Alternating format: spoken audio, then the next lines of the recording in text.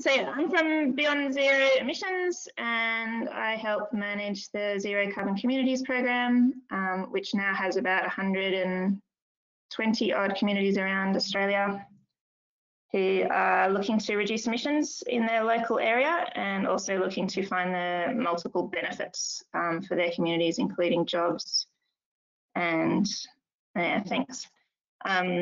So for those of you who don't know, Beyond Zero Emissions is a think tank. We've been around for a bit over 10 years, and our purpose is to show how Australia can thrive through a transition to a zero carbon economy.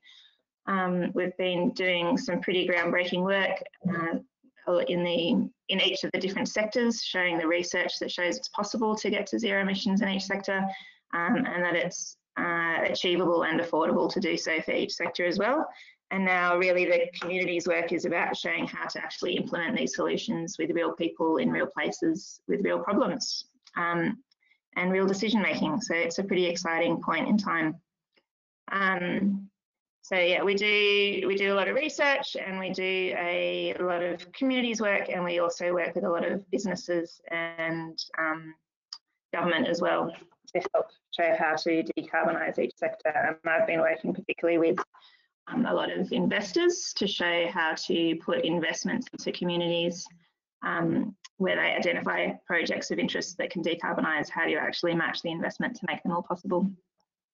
So the biggest report we put out this year was the Million Jobs Plan, and it shows how we can rebuild Australia's economy.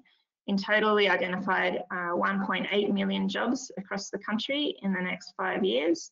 And most of those jobs are in regions and communities where they're needed the most. So it's a massive opportunity for councils to step up to help enable these jobs and these projects. There's 200,000 jobs in renewable energy and transmission, almost 1 million jobs in retrofits and new buildings. And that's actually an area where council has some influence as well. There's jobs in electric buses and new green transport, almost 250,000 jobs in clean manufacturing and mining, and lots of jobs in land regeneration as well, and waste. So there are many, many opportunities that will not only bring economic benefits to communities and lots of, secure jobs, but also bring multiple social and environmental benefits at the same time. And a lot of this work reduces the cost of living for the most vulnerable in the community, and also makes their housing safer, and deals with the kind of adaptation issues around climate change as we're facing more and more heat waves and bushfire risks and the like. So Zero Carbon Communities is an ever-growing network of communities across Australia who are working together to achieve zero carbon status, and it's really clear that building community support and involvement is instrumental in turning this vision into action. And with our targets, BZE's always sort of had the frame of a 10-year time frame for transition. So when we put out the stationary energy report in 2010, it was demonstrating that this change was possible in a 10-year time frame. And we've had that framing for all of our reports. And there's a couple of reasons for that, but it kind of boils down to it being necessary. It's also achievable, and it's also affordable, so we can do it. When I started working with Beyond Zero Emissions, we wanted to do a bit of a review to see where local governments and local communities were at with their climate targets and climate actions. So we produced the Australian Local Government Climate Review in 2018, and Ickley and I'm back were collaborators on that project. It's quite a good summary of the situation for councils, and we're currently doing a kind of update to that piece of work as well. And I've got a little bit of preliminary data to share with you around that as well.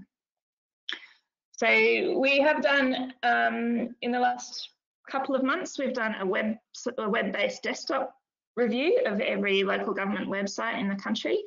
And we just asked a few simple questions, and we had a team of volunteers. For those of you who don't know much of BZE's work is enabled by volunteers. So we got them to look at every council website and see if they could find information on climate change, to see if there was a publicly available target for council and a publicly available target for community-wide emissions. So this is the breakdown of those results.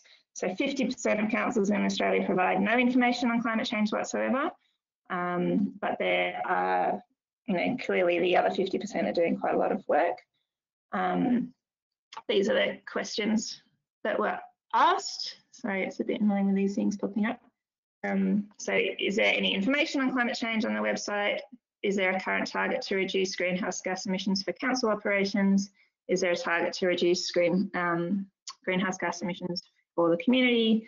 Are there strategies, actions or plans available for council or for the community? And are there actions on reducing or saving energy? So this is the data from 2018 and this is the data from 2020. And I'm sorry, this button's in the way. As you can see, ultimately there's not a lot of difference between those 2 years. So there hasn't been a really big step change in this period, which is interesting, partly given the increase in councils declaring a climate emergency. There doesn't seem to be an increase in target setting along with that. So this is the kind of summary of those results. So at the moment, only 9% of Australian councils have a target for both council and community, and yet quite a lot have strategies available for both council and community. Only 21% of Australian councils have a target to reduce council emissions, and only 10% have a strategy to reduce target and strategy to reduce community-wide emissions. So there's still quite a lot of work to do to step up these numbers and to step up the actions that follow from setting a target in the first place. This is a bit of a messy graph, but it just shows the state breakdown. So at the top, ACT is kicking all the goals except for council operations because they're not a council. And then Victoria is ahead of the pack in other states. So there is a bit of a breakdown according to the states. I expect this is primarily due to the existence of the Victorian greenhouse alliances and some positive state policies in Victoria. I think the other communities can, match Victoria pretty easily and pretty quickly if they choose to. In terms of actually setting targets, our recommendations are to make sure that they're community-wide. There's a lot of reasons for this, primarily that council operations are usually only about 1% of the community-wide emissions. So if you're only tackling 1% of the problem, it's not going to make the difference that we need to make. And that you need to bring the community and partner with the community to actually enable those emissions to get reduced. And that the community is actually an amazing resource for councils if they choose to work together. And also making sure that any targets include more than one sector, so not just energy and buildings, but also looking at transport, waste, industry and use if you're a regional community. We really strongly advise the 10-year timeframe. There's also many reasons for that.